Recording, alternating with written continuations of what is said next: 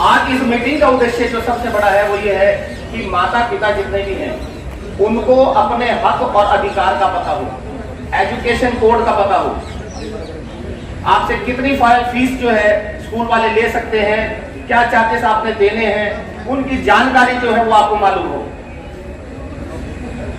हमारे बीच में एक अध्यापक है जिनके बच्चों की फीस जो इस कोरोना काल करके जो है रुकी हुई थी और उन्होंने गलती से जो है ब्लैंक चेक जो अपने बच्चों को देकर स्कूल में भेज दिया। फीस का जो उनका आइडिया था वो तकरीबन 30,000 रुपए का बनता था और उनके चेक देने की गलती से स्कूल वालों ने क्या करा, उसमें 48,000 रुपए की रकम जो है उस चेक में उन्होंने भर दी। और इसी चीज की लड़ाई, इसी चीज की शिकायतें करते वो स्कूल में गए तो स्कूल एडमिनिस्ट्रेशन ने किसी ने भी उनकी सुनवाई नहीं करी। लास्ट में जो है वो मंच के साथ जुड़े और वहां मंच के माध्यम से उन्होंने अपनी बात रखी। अभी पीछे हमने जो है पार्क पब्लिक स्कूल के खिलाफ एक हेजिटेशन किया था। मुद्दा क्या था, किसी बच्ची को, जो बच्ची पिछले 5-7 साल से स्कूल में पढ़ रही है, उसके माँ बाप लगातार स्कूल के टच में है। कोरोना काल में आप सभी जानते हैं कि फीस देने का जो है माता पिता के पास सोर्स क्या रह गया है, शायद कईयों के पास नहीं भी रह गया। और अगर उसके बाद माँ बाप रिक्वेस्ट करते हैं कि हम फीस देने के लिए तैयार हैं, लेकिन थोड़ा सा आप जो है लचीला रवैया अपनाएं, हमें इस फीस को भरने का कुछ समय दे दीजिए, वो भी किस्तों में, हम फीस देने के लिए तैयार हैं।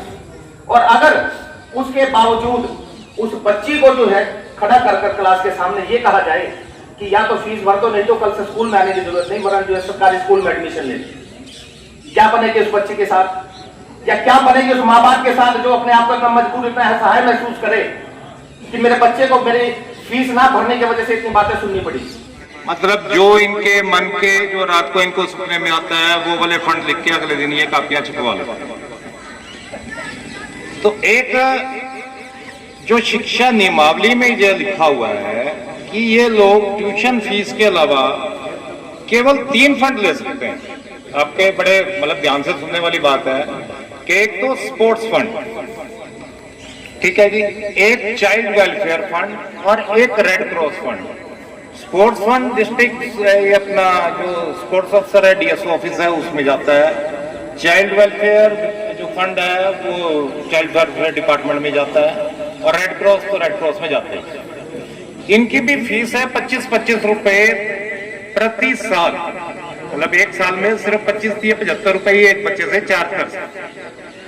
अभी क्या हो रहा है कि इस फंड के एवज में ये लोग अपने मनमाने फंड के नाम से कोई 5,000 रुपए ले रहा है, कोई 4,000 रुपए ले रहा है, कोई 10,000 रुपए ले रहा है। करनाल का एक स्कूल है तो 25-25,000 रुपए लेना शुरू कर। हमने जब डीसी साहब के संज्ञान में लेके आए कि जी ये तो सरकारी फंड है, वो भी 75 रुपए साल का है, तो हमारे को वहां जाके पता चला कि इन्होंने तो 75 रुपए भी नहीं जमा करवा रखे सरकारी फंड में। मतलब 25,000 रुपए की तो बड़ी दूर की बात रही, सरकारी फंड में 25,000 रुपए, 25 रुपए भी नहीं जमा करा रखे किसी फंड में। तो एक इस बात की इंक्वायरी वहां डीसी साहब ने ऑर्डर की है कि इसको मैं कमिश्नर साहब को मार्क करता हूं, अगर इतनी बड़ी हेराफेरी चल रही है तो ये बड़ा सीरियस विषय है। हर एक स्कूल में एक पीटीए का गठन करना कानूनी रूप से अनिवार्य होता है। पीटीए क्या होती है? Parent teacher association.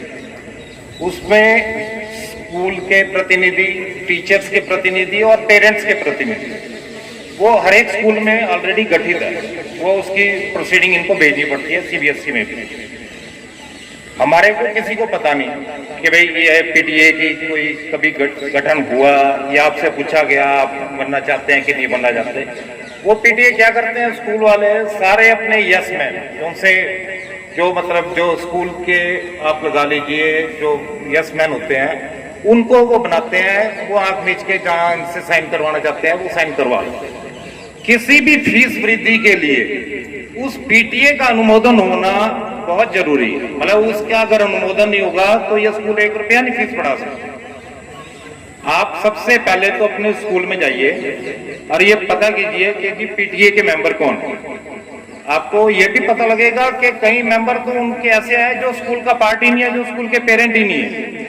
तो एक अपनी रिक्वेस्ट दीजिए, एक मेल से भी दीजिए, एक स्कूल में हार्ड कॉपी भी दीजिए कि मेरे बच्चे स्कूल में पढ़ते हैं और मैं स्कूल की पीटीए का मेंबर बनने का इच्छुक हूं और मेरे को इस साल में पीटीए का मेंबर नियुक्त किया गया। आप एक हार्ड कॉपी दीजिए, सेकंड पे रिसीविंग दीजिए, उसकी फोटो कॉपी पे एक मेल कीजिए। मेल में सीसी में डीओ को, डायरेक्टर को, डिप्टी कमिश्नर करनाल को सीसी में रखिए, ताकि कल को ये कहे ना कि हमारे पास तो कोई एप्लीकेशन आई नहीं है, तो साइन इन्होंने घर बैठ के कर लिया होंगे, जो रिसीविंग है हमारी, तो हमारी रिसीविंग। तो एक मेल पे भी अपने पास रिकॉर्ड रखिए। आप ये पाएंगे कि भाई ये अवॉइड करेंगे आपको उस पीटीए में लेने के, मतलब गठन के लिए ये अवॉइड करेंगे। तो फिर आप पूछिए, वो कहेंगे कि हमने तो ऑलरेडी ले लिया। आपने जी किस बेसिस पे ले लिया? आपने कोई चुनाव करवाया क्या, या आपने कोई किसी से मतलब पूछा कि भाई हाँ जी आप इसको ले रहे हैं, इसको नहीं ले रहे, मेरे साथ ऐसा भेदभाव क्यों कर रहे हो? तो ये आप पूछिए, ये आपका अधिकार है। ये पहला स्टेप है जब हम किसी भी स्कूल की फीस वृद्धि रोक पाएंगे। वो लेने में बड़ी आनाकानी करेंगे, आपको ये समझ में आ जाएगा। लेकिन अगर आपकी मेल गई होगी, आपका फॉलोअप ठीक से होगा, तो कहीं ना कहीं हमारा इसमें कुंडी पड़ जाएगी, इसमें आप समझिए। ठीक है जी, एक तो ये पॉइंट हो गया। हर एक स्कूल को अगले साल के फीस स्ट्रक्चर के लिए फॉर्म 6 होता है। फॉर्म 6 क्या होता है? फॉर्म 6 में जो स्कूल ने पिछले साल जो आमदन हुई, जो फीस के रूप में, जो ट्रांसपोर्ट की, जो अन्य चार्जेस के रूप में, जो वो सारे उसका वेरवा देना होता है। और जो इन्होंने सैलरी, बिजली का बिल, डीजल और अन्य एक्सपेंडिचर में खर्च किए, उसका वेरवा देना होता है। उसकी बैलेंस शीट वो फॉर्म 6 में साथ लगाते हैं। अगर फॉर्म 6 में इनकी आमदन ज्यादा है, खर्चा कम है, तो ये स्कूल फीस नहीं बढ़ा सकते। ये आपका लीगल राइट है। हर एक जो यहाँ बीओ ऑफिस है उसमें फॉर्म 6 की कॉपी स्कूलों ने उपलब्ध करवा रखी होती है, उनको करवाना मैंडेटरी होता है। आप बीओ ऑफिस में जाओ कि जी मेरे को इस स्कूल का फॉर्म 6 दो, फॉर्म 6 दो, उसके साथ में बैलेंस शीट आप चेक करो, उसकी कितनी आमदन है और कितना एक्सपेंडिचर है। अगर वो प्रॉफिट में है तो आप बिल्कुल एडजस्ट कर सकते हैं कि जी ये तो ऑलरेडी प्रॉफिट में है, ये तो इसमें एग्जिस्टिंग फीस स्ट्रक्चर इन्होंने लिख रखा है, मान लीजिए 2000 रुपये पर मंथ, और प्रपोज्ड फीस स्ट्रक्चर जो दी हुई है वो आपको पूरी उसकी लिस्ट मिलती है। मान लीजिए इन्होंने टीचर की सैलरी के इसको इन्होंने 20,000 दिए, इसको 30,000 दिए, टोटल करके इन्होंने 25 लाख रुपए की वो डिटेल दे दी। 25 लाख रुपए महीना आप सैलरी देते हैं। अभी आपने ये भी देखा होगा कि कई टीचर से ये 20,000 का चेक देते हैं, 10,000 रुपए ट्रेनिंग लेते हैं, लेकिन उसमें हम इसलिए कुछ नहीं कर सकते जब तक कि वो टीचर सामने नहीं आएगा कि हाँ जी मेरे से ये रिटर्निंग ले रहे हैं, तो तब तक थोड़ा सा हमारे हाथ बंधे हुए हैं। अब ये ज्यादा सैलरी इसलिए डालते हैं कि भी फॉर्म 6 में मैनेज हो जाए, जो ये खर्चा दिखा पाए। खर्चा ये दिखाएंगे तो इनका फीस बढ़ाना, जो अपना जो प्रॉफिट घटाना जो है, ये इनका मैनेज हो जाता है, इसलिए इनको फीस बढ़ाने की जस्टिफिकेशन मिल जाती है। तो एक तो आप वो सैलरी की डिस्बर्समेंट की वो लिस्ट लें वहां से, और फिर ईएसआई में, पीएफ डिपार्टमेंट में आप एक आरटीआई लगाएं कि जी इस स्कूल के क्या स्टाफ है, कितना स्टाफ है, अपना क्या उसके मेंबर्स के नाम है, और उनको उनका पीएफ कट रहा है कि नहीं कट रहा। जिस भी स्कूल, हर एक स्कूल को पीएफ में और ईएसआई में रजिस्टर कराना जरूरी है। तो वो वहां से वो लिस्ट निकल जाएगी कि आपको क्या जी ये तो हमारे पास रजिस्टर नहीं है, इसका मतलब ये भी गैर कानूनी है। वहां अगर उन्होंने 10 बंदों का पीएफ में नाम दे रखा है, एक्चुअल फॉर्म 6 में उन्होंने 40 टीचर्स की सैलरी दिखा रखी है, तो ये भी गैर कानूनी है। इसका मतलब 30 टीचर्स को उन्होंने वंचित कर रखा है। तो ये भी एक आपके पास पॉइंट आ जाएगा, जो स्कूल आपको परेशान कर रहा है, आप उसको इस तरीके से परेशान कर सकते हैं, आप उसको इस तरीके से आड़े हाथों ले सकते हैं। नोटिफाइड किया हुआ है कि एग्जाम चार्जेस अलग से लेंगे, तब वो ले सकते हैं। अन्यथा आपको नवीन जी ने बताया था कि एक फॉर्म 6 होता है, उसमें 26 ऐड होते हैं। 26 ऐडों में अगर स्कूल ने लिख रखा है annual charge, smart class, computer fees, building fund, एमग्रेटिव फंड, अगर उसने उस फार्म में लिख के दे रखा है तो वो ले सकता है, अन्यथा आप उसके खिलाफ FIR करवा सकते हैं।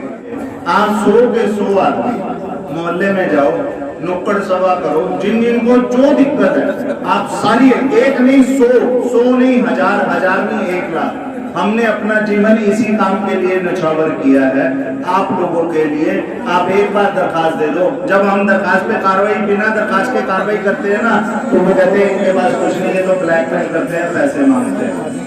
12 साल से मैंने बताया इतने बच्चों का एडमिशन करवाया, इतने बच्चों का ये काम करवाया है, कितने जो DMC SLC कह रहे हो, आपके पास फोन नंबर है स्कूल का? अभी मैं आप सभी चश्मदीद गवाह हो, जो स्कूल आपसे DMC या जिसके लिए कह रहा है उसका फोन नंबर है, उसके प्रिंसिपल का नंबर है, किसी चीज का नंबर है आपके पास? मेरी अभी बात करा दो, अगर सुबह DMC नहीं मिलेगा चुनती आपके सिर मेरा।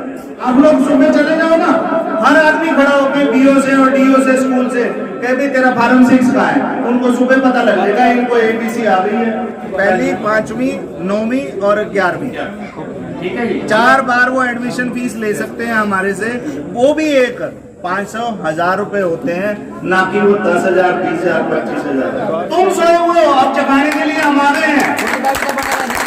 आज हर अभिभावक की सोच ये है कि हम चाहे पढ़े लिखे ना लिखे हों, चाहे हम सारा दिन भूख में रह जाए, चाहे हमारे मुंह में एक दिन का निवाला जाए, मगर हमारे बच्चे पढ़ लिख के इस देश की आन बान शान बने। इसीलिए अभिभावक जब स्कूल में जाते हैं, एक तो उनको उनके कानूनों का ज्ञान, उनके अधिकारों का ज्ञान ना होने के कारण उनकी जो अज्ञानता का जो फ़ायदा निजी स्कूल वाले उठाते हैं वो ना उठा पाएँ।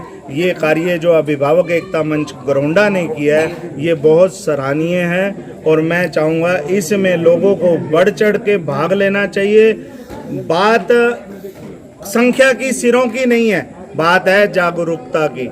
अपनी समस्याएं दें, 1 2 4 उदाहरण के लिए 10 अपनी शिकायतें देख के भेज के देखें, अगर उसका निवारण हो जाता है तो फिर 100 भेजें, 100 का निवारण हो जाता है तो 1000 भेजें। मेरा ख्याल आपकी 10 शिकायतों के बाद किसी स्कूल की हिम्मत नहीं होगी कि आपके बच्चे को प्रताड़ित। अगर किसी को भी कोई समस्या आती है वो अपनी शिकायत लिखित में दे, मंच के माध्यम से उसकी हर समस्या का समाधान कराया जाएगा। और दूसरा, करनाल से जो हमारे साथी दिनेश नरोला जी, नवीन अग्रवाल जी आए हैं, इन्होंने जो दिशा निर्देश दिए हैं, जो हमें ज्ञान दिया है, हमारे क्या अधिकार हैं उनके बारे में हमें बताया है, हम उन पे अमल करें सभी लोग। और किसी को भी किसी भी स्कूल से किसी प्रकार का दबाव मानने की ज़रूरत नहीं है। मैं मानता हूँ अगर लोग अब खुल के सामने आएंगे, अपनी आवाज़ को बुलंद करेंगे तो समस्या ही नहीं रहेगी।